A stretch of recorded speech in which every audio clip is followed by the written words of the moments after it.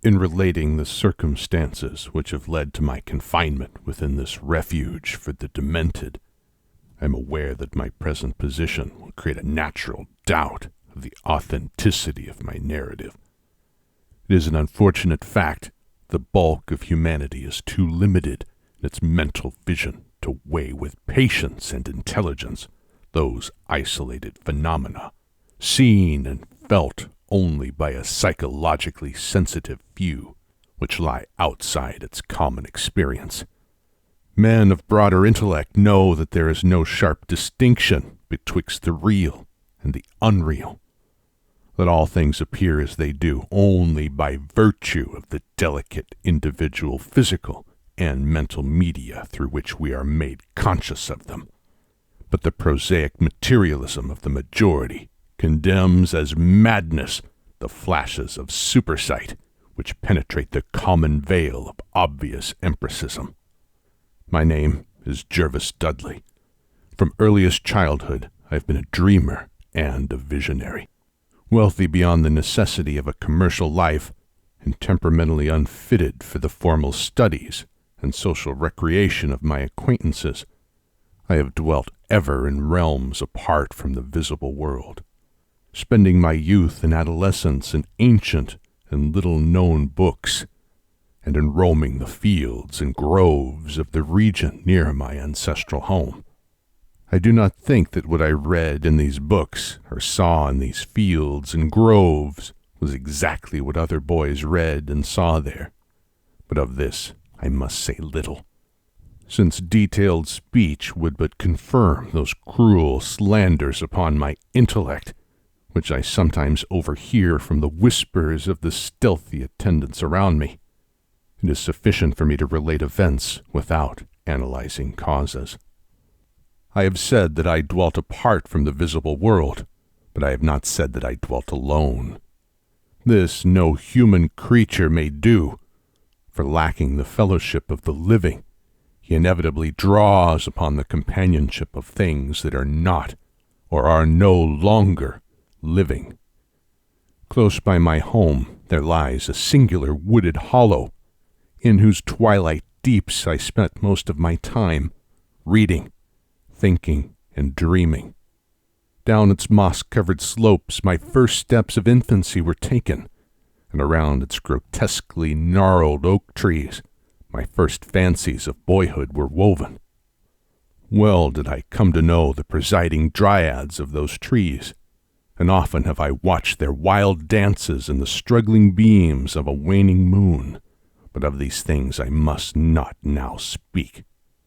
I will tell only of the lone tomb in the darkest of the hillside thickets, the deserted tomb of the Hydes, an old and exalted family whose last direct descendant had been laid within its black recesses many decades before my birth.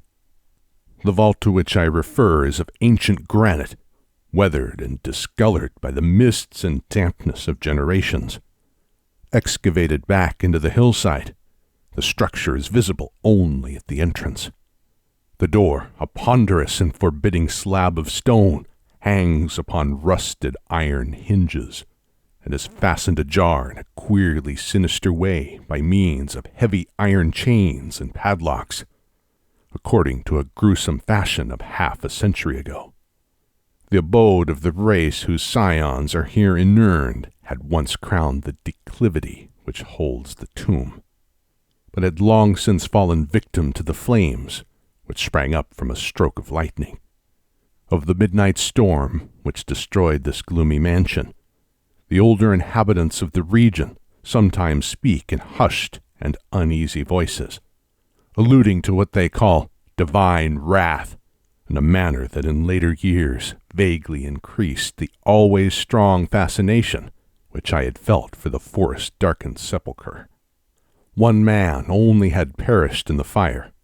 When the last of the Hydes was buried in this place of shade and stillness, the sad urnful of ashes had come from a distant land, to which the family had repaired when the mansion burned down. No one remains to lay flowers before the granite portal, and few care to brave the depressing shadows which seem to linger strangely about the water-worn stones. I shall never forget the afternoon when first I stumbled upon the half-hidden house of death.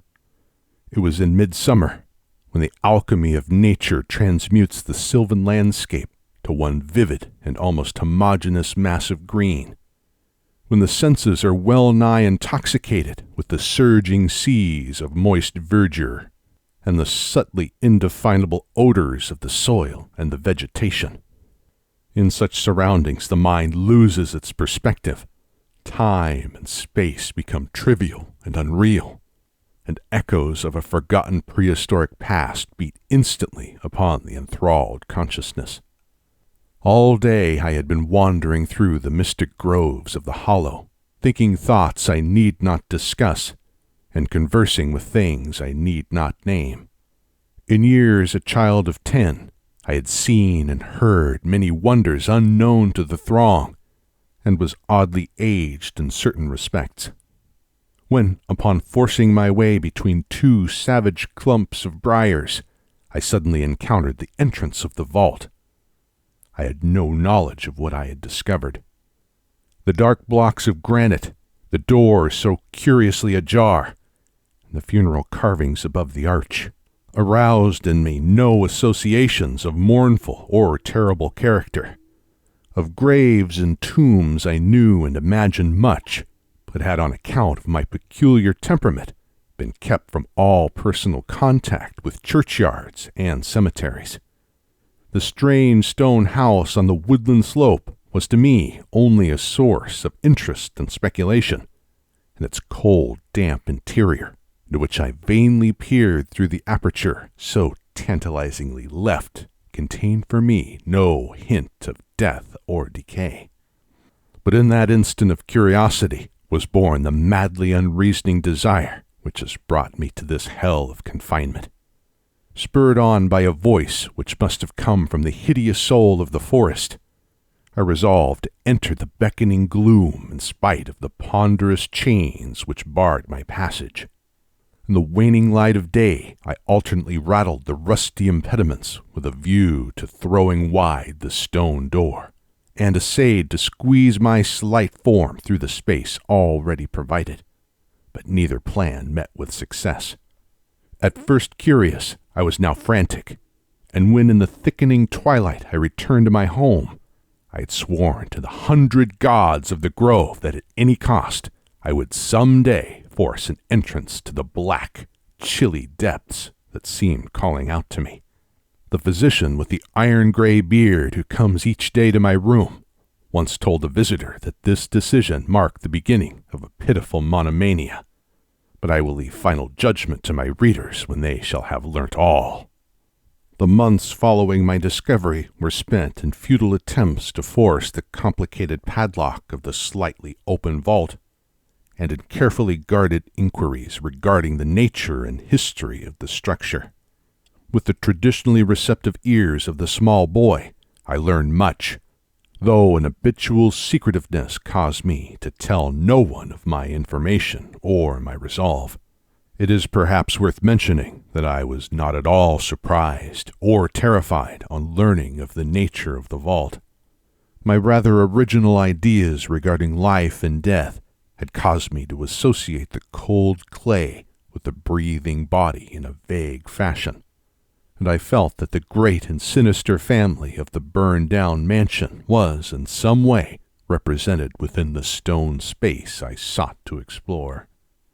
Mumbled tales of the weird rites and godless revels of bygone years in the ancient hall gave to me a new and potent interest in the tomb, before whose door I would sit for hours at a time each day. Once I thrust a candle within the nearly closed entrance, but could see nothing save a flight of damp stone steps leading downward. The odor of the place repelled yet bewitched me. I felt I had known it before, in a past remote beyond all recollection, beyond even my tenancy of the body I now possess. The year after I first beheld the tomb, I stumbled upon a worm-eaten translation of Plutarch's Lives in the book-filled attic of my home. Reading the life of Theseus, I was much impressed by that passage telling of the great stone beneath which the boyish hero was to find his tokens of destiny whenever he should become old enough to lift its enormous weight. The legend had the effect of dispelling my keenest impatience to enter the vault, for it made me feel that the time was not yet ripe. Later, I told myself, I should grow to a strength and ingenuity which might enable me to unfasten the heavily chained door with ease. But until then, I would do better by conforming to what seemed the will of fate. Accordingly, my watches by the dank portal became less persistent, and much of my time was spent in other, though equally strange pursuits. I would sometimes rise very quietly in the night, stealing out to walk in those churchyards and places of burial from which I had been kept by my parents. What I did there I may not say, for I am not now sure of the reality of certain things, but I know that on the day after such a nocturnal ramble, I would often astonish those about me with my knowledge of topics almost forgotten for many generations. It was after a night like this that I shocked the community with a queer conceit about the burial of the rich and celebrated Squire Brewster, a maker of local history who was interred in 1711, and whose slate headstone, bearing a graven skull and crossbones, was slowly crumbling to powder.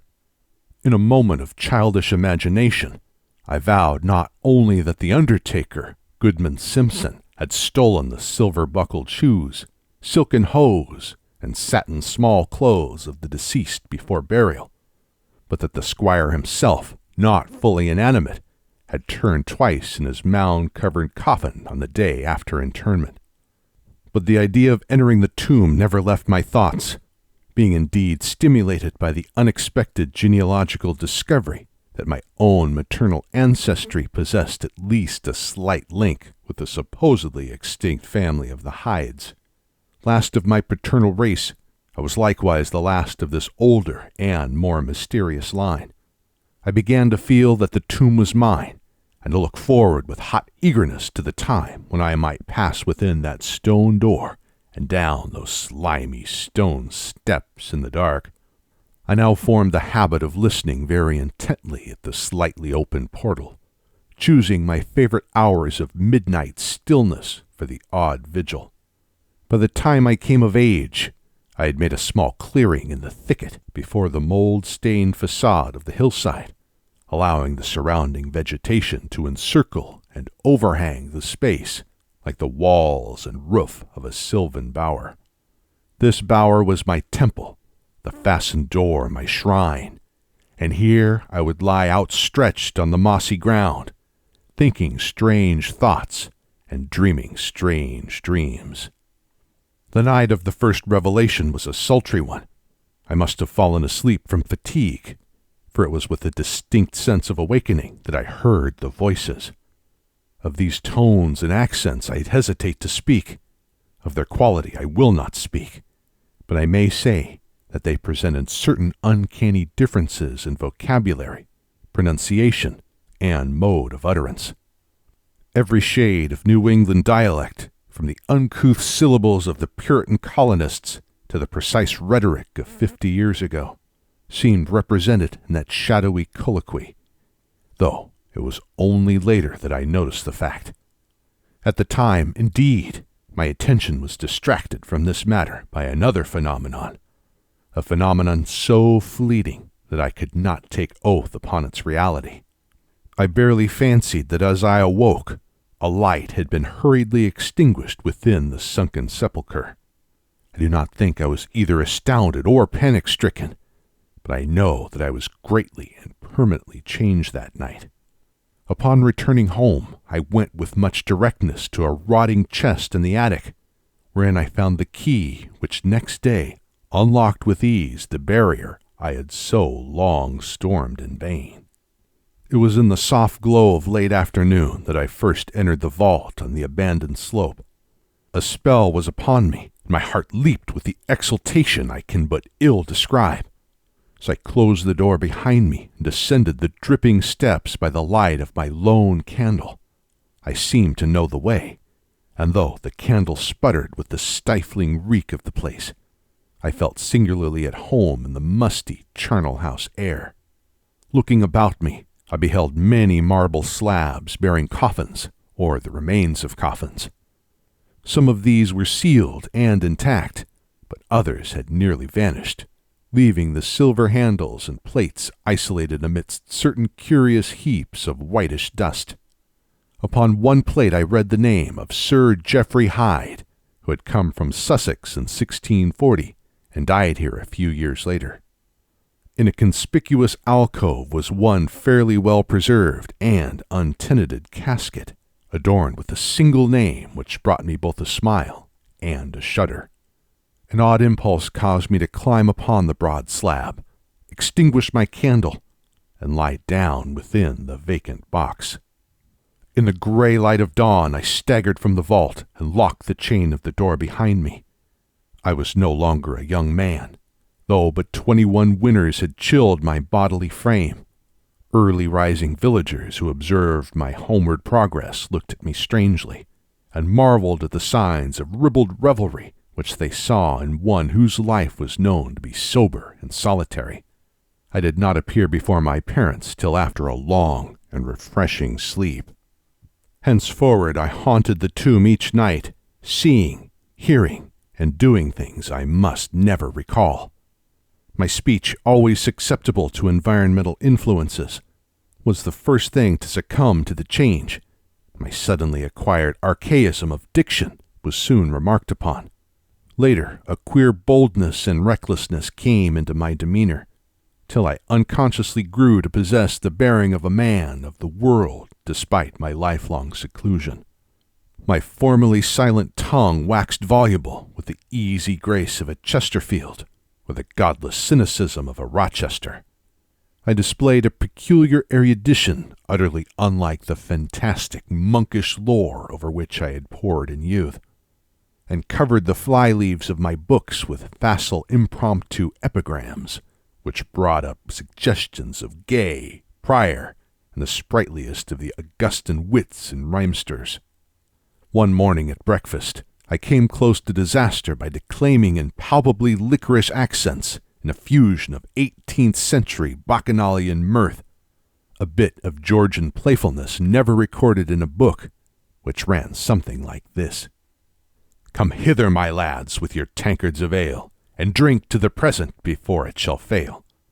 Pile each on your platter a mountain of beef, for 'tis eating and drinking that bring us relief. So fill up your glass, for life will soon pass. When you're dead, you'll never drink to your king or your lass. Anacreon had a red rose, so they say. Well, what's a red rose if you're happy and gay?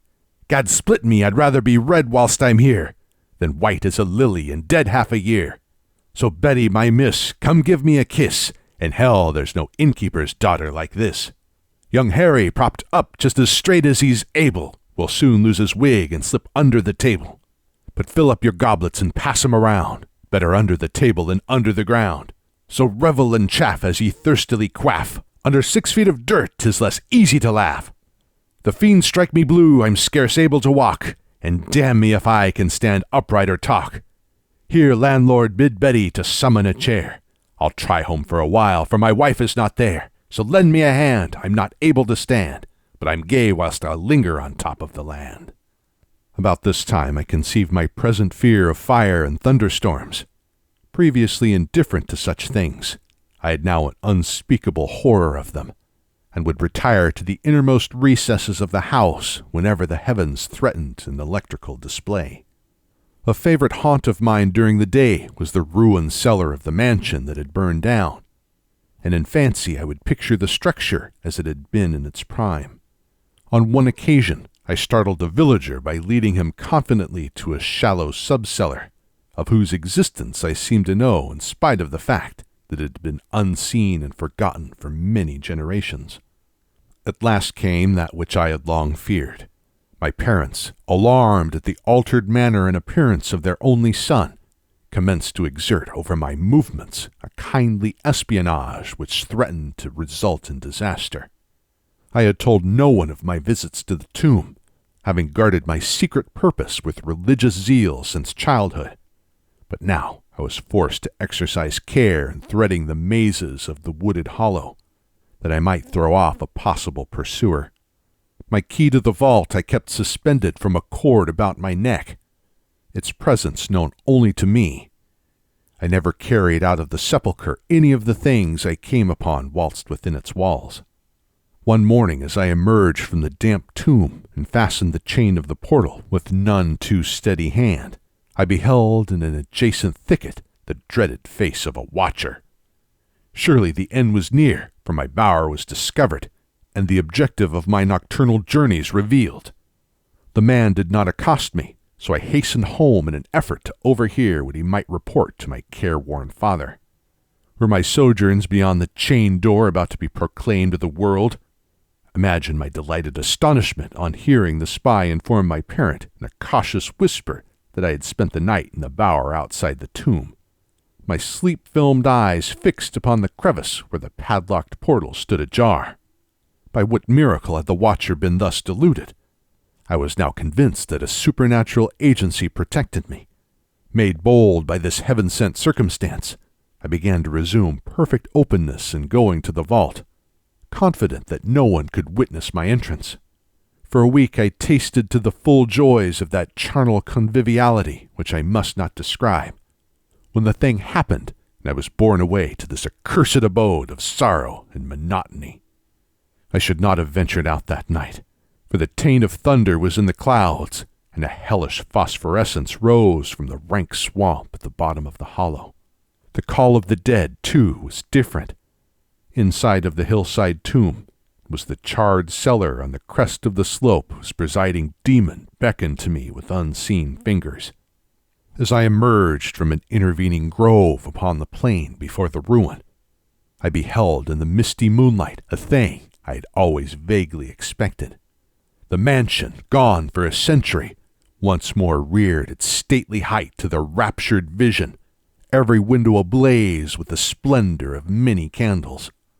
Up the long drive rolled the coaches of the Boston gentry, whilst on foot came a numerous assemblage of powdered exquisites from the neighboring mansions. With this throng I mingled, though I knew I belonged with the hosts rather than with the guests. Inside the hall were music, laughter, and wine on every hand. Several faces I recognized, though I should have known them better had they been shriveled or eaten away by death and decomposition. Amidst a wild and reckless throng, I was the wildest and most abandoned. Gay blasphemy poured in torrents from my lips, and in shocking sallies I heeded no law of God or nature. Suddenly, a peal of thunder, resonant even above the din of the swinish revelry, clave the very roof and laid a hush of fear upon the boisterous company. Red tongues of flame and searing gusts of heat engulfed the house, and the roisterers, struck with terror at the descent of a calamity which seemed to transcend the bounds of unguided nature, fled shrieking into the night. I alone remained, riveted to my seat by a groveling fear which I had never felt before. And then a second horror took possession of my soul. Burnt alive to ashes, my body dispersed by the four winds, I might never lie in the tomb of the Hydes. Was not my coffin prepared for me? Had I not a right to rest till eternity amongst the descendants of Sir Geoffrey Hyde? I would claim my heritage of death, even though my soul goes seeking through the ages for another corporeal tenement to represent it on that vacant slab in the alcove of the vault. Jervis Hyde should never share the sad fate of Palinurus. As the phantom of the burning house faded, I found myself screaming and struggling madly in the arms of two men, one of whom was the spy who had followed me to the tomb.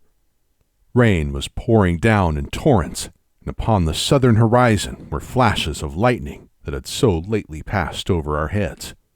My father, his face lined with sorrow, stood by as I shouted my demands to be laid within the tomb, frequently admonishing my captors to treat me as gently as they could. A blackened circle on the floor of the ruined cellar told of a violent stroke from the heavens, and from this spot a group of curious villagers with lanterns were prying a small box of antique workmanship which the thunderbolt had brought to light. Ceasing my futile and now objectless writhing, I watched the spectators as they viewed the treasure trove, and was permitted to share in their discoveries. The box, whose fastenings were broken by the stroke which had unearthed it, contained many papers and objects of value. But I had eyes for one thing alone. It was the porcelain miniature of a young man in a smartly curled bagwig, and bore the initials J.H. The face was such that as I gazed, I might well have been studying my mirror. On the following day I was brought to this room with the barred windows, but I have been kept informed of certain things through an aged and simple-minded servitor, for whom I bore a fondness in infancy, and who, like me, loves the churchyard. What I have dared relate of my experiences within the vault has brought me only pitying smiles. My father, who visits me frequently, declares that at no time did I pass the chain portal, and swears that the rusted padlock had not been touched for 50 years when he examined it. He even says that all the village knew of my journeys to the tomb, and that I was often watched as I slept in the bower outside the grim facade, my half-open eyes fixed on the crevice that leads to the interior. Against these assertions I have no tangible proof to offer, since my key to the padlock was lost in the struggle on that night of horrors. The strange things of the past which I have learned during those nocturnal meetings with the dead he dismisses as the fruits of my lifelong and omnivorous browsing amongst the ancient volumes of the family library. Had it not been for my old servant Hiram, I should have by this time become quite convinced of my madness. But Hiram, loyal to the last, has held faith in me, and has done that which impels me to make public at least part of my story. A week ago he burst open the lock which chains the door of the tomb permanently ajar, and descended with a lantern into the murky depths. On a slab in an alcove he found an old but empty coffin, whose tarnished plate bears the single word, Jervis. In that coffin and in that vault they have promised me I shall be buried.